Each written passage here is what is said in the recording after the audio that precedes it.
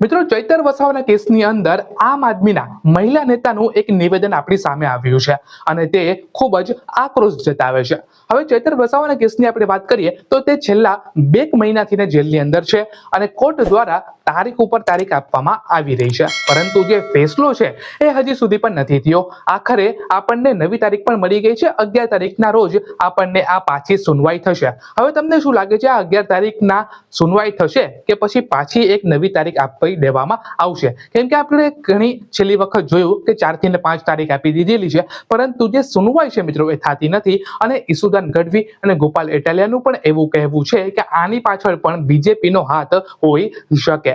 હવે બીજેપીનો જો આમાં હાથ હોય તો બીજેપીની એવી પૂરેપૂરી કોશિશ રહેશે કે આપણે ચૈતર વસાવાને જેટલું બને એટલું જેલની અંદર જ રાખીએ, એટલે કે તારીખ ઉપર તારીખ લંબાવીએ અને કાંક એવા પુરાવા જો મળી જતા હોય જેનાથી ને આજે જામીન છે એ ન થાય તો સારામાં સારું બીજેપીની માટે હોઈ શકે છે. હવે આપણે આ મહિલા નેતાએ શું કહ્યું તે પણ આપણે સાંભળી લઈએ.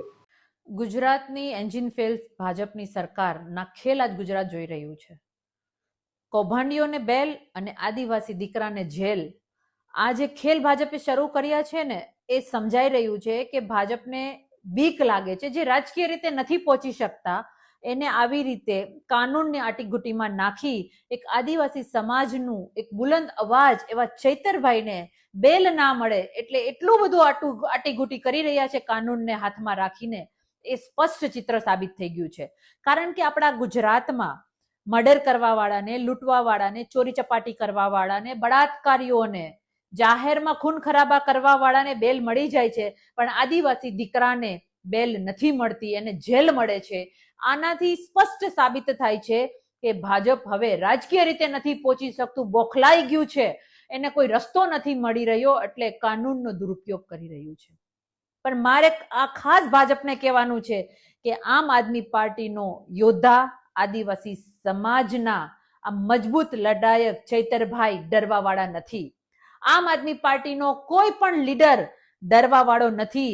જનતા સાથે ખોટું થશે, જનતા સાથે અન્યાય કરશો તો અમે અવાજ ઉઠાવીશું. તમે ગરીબોના પૈસા લૂંટ્યા એ કૌભાંડને ચૈતરભાઈએ બહાર પાડ્યું તો તમે કૌભાંડીઓને બેલ આપો છો અને ચૈતરભાઈને જેલ આપો છો. આ ગુજરાતની જનતા સમજી ગઈ છે.